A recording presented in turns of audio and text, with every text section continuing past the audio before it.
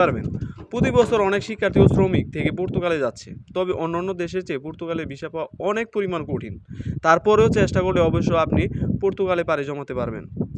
বর্তমানে বাংলাদেশের জন্য পর্তুগালে 4টা ভিসা চালু রয়েছে: স্টাডি, ওয়ার্ক পারমিট, ট্যুরিস্ট ও মেডিকেল ভিসা। বেশিরভাগ পর্তুগাল স্টাডি ওয়ার্ক পারমিট ভিসার জন্য আবেদন করে থাকলেও এ দুটি ভিসা পাওয়া একটু কঠিন।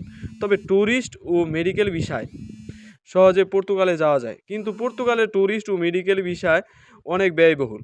বাংলাদেশ থেকে পর্তুগালে দুটা উপায়ে যেতে পারবেন: প্রথমত পর্তুগাল এম্বাসির মাধ্যমে, দ্বিতীয়ত পর্তুগালে অবস্থানরত আত্মীয় স্বজনের রেফারেন্সের মাধ্যমে।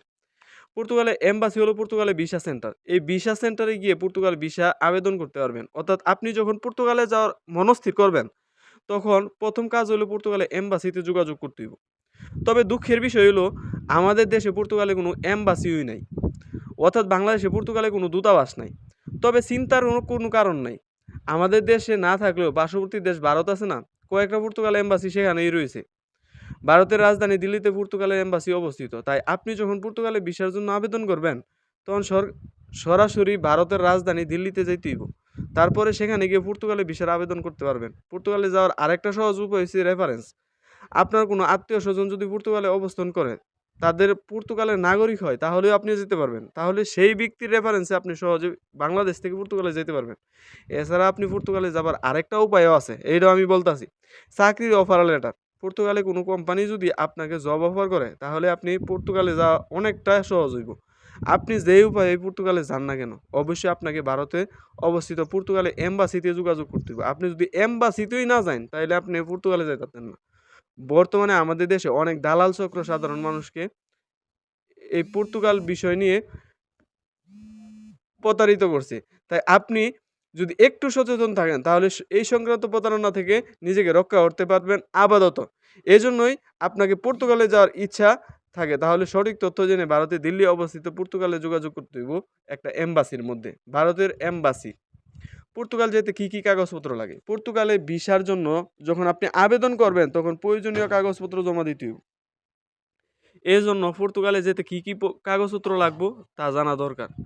2 বছর মেয়াদি বৈধ পাসপোর্ট, 17 তোলা সাদা ব্যাকগ্রাউন্ডের পাসপোর্ট সাইজের ছবি, করোনা ভ্যাকসিনের টিকা, পুলিশ ক্লিয়ারেন্স সার্টিফিকেট, আবেদনকারী মেডিকেল রিপোর্ট, বিগত 6 মাসের ব্যাংক স্টেটমেন্ট, ইংরেজি ভাষার দক্ষতার সাথে IELTS সার্টিফিকেট, ওয়ার্ক পারমিট ভিসার জন্য জব অফার লেটার ও স্টাডি ভিসার ক্ষেত্রে বিশ্ববিদ্যালয় অফার লেটার, কাজের ভিসার ক্ষেত্রে অভিজ্ঞতা সনদ, স্টুডেন্ট ভিসার জন্য আবেদন শিক্ষাগত যোগ্যতার সনদ।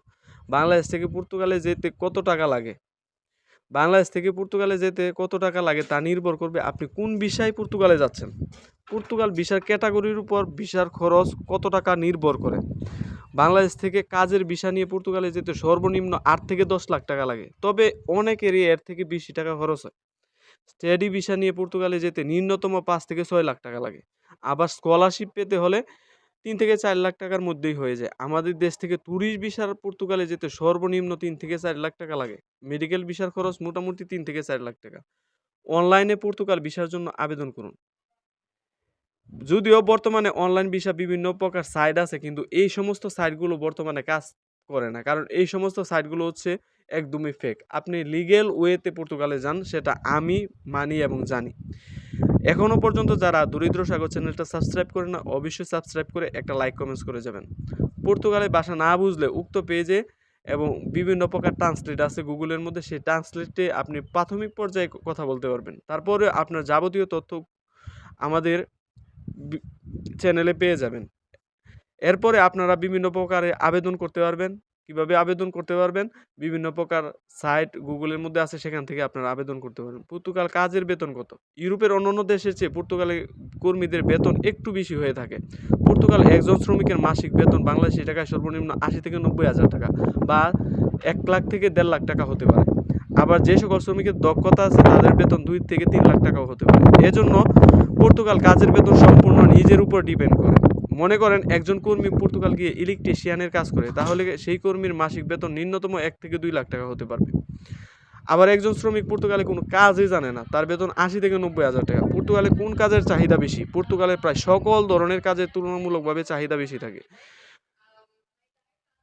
যেমন গ্রাফিক্স ডিজাইন, ড্রাইভিং প্রতিনিধি, মানে বর্তমানে যেই সমস্ত কাজ আছে সবগুলো কাজেই হচ্ছে পর্তুগালে অনেক পরিমাণ চাহিদা আছে। খাবার, রেস্টুরেন্ট, বার, এছাড়া আপনার কাজের উপর নির্ভর করবে, কৃষি কাজ করতে পারবেন বা বিভিন্ন প্রকার কাজের সাইড আছে। বাংলাদেশে পর্তুগালে এম্বাসি কোথায়? বাংলাদেশে দুঃখের বিষয় হলো আমাদের বাংলাদেশে পর্তুগালে কোনো এম্বাসি নাই। বাংলাদেশে দরিদ্রমুক্ত একটা দেশ হলেও এই দেশের মধ্যে কোনো এম্বাসি নাই। তবে আস্তে আস্তে করে এম্বাসি হচ্ছে। তবে এটি হচ্ছে দিল্লিতে আপনার এম্বাসি রয়েছে। আমি সর্বশেষ যেই কথাটা বলবো সেটা হচ্ছে যারা পর্তুগালে যেতে চান এবং পর্তুগালের ৳১ কত হয়? পর্তুগালে হচ্ছে ৳১ বাংলাদেশে ১২৬ টাকা। তবে এটা একটু উঠানামা করে। বাংলাদেশে পর্তুগাল কত কিলোমিটার? বাংলাদেশ থেকে পর্তুগালের দূরত্ব প্রায় ৯,০৪৭ কিলোমিটার। বাংলাদেশ থেকে পর্তুগালে যেতে কত সময় লাগে? বাংলাদেশ থেকে ননস্টপ ফ্লাইটে থেকে পর্তুগালে যেতে সর্বোচ্চ ৫ ঘন্টা সময় লাগে। তবে কখনো কখনো এর থেকে বেশি সময় লাগে। পর্তুগালে যেতে কত বয়স লাগে? বাংলাদেশ থেকে পর্তুগালে যেতে বয়স কম, সর্বনিম্ন ২১ বছর লাগে এবং সর্বোচ্চ ৩৫ বছর হইতে হবে। তবে পর্তুগালে ভিসার জন্য বয়সের কোনো সীমাবদ্ধতা নাই। এখানে আপনি যত বছর বয়স থাকুক আপনি যেতে পারবেন। পর্তুগালে ভিসার দাম কত? পর্তুগাল কাজের ভিসার দাম ৮ থেকে ১০ লাখ টাকা, ভিজিট ভিসা ৩ থেকে ৪ লাখ টাকা ও স্টুডেন্ট ভিসা ৪ থেকে ৫ লাখ টাকা। তো ভিউয়ার্স, ভালো থাকবেন, সুস্থ থাকবেন। আপনাদেরকে মূলত ধারণা দিয়েছিলাম যে কিভাবে আপনি পর্তুগালে যাবেন। পর্তুগাল সম্পর্কে মোটামুটি একটা ধারণা যদি আপনার মধ্যে তৈরি হয় এবং আপনি যদি পর্তুগালে যাওয়ার আগ্রহ প্রকাশ থাকে এবং আপনি যদি পর্তুগালে অবস্থানরত থাকেন এবং আপনার ভিতরে থাকা ইউরোপের যে কথাটা সেটা আপনি আমার চ্যানেলে কমেন্টস করে জানাতে পারেন। আসসালামু আলাইকুম ওয়া রাহমাতুল্লাহি। দেখা হবে পরবর্তী কোনো এপিসোডে।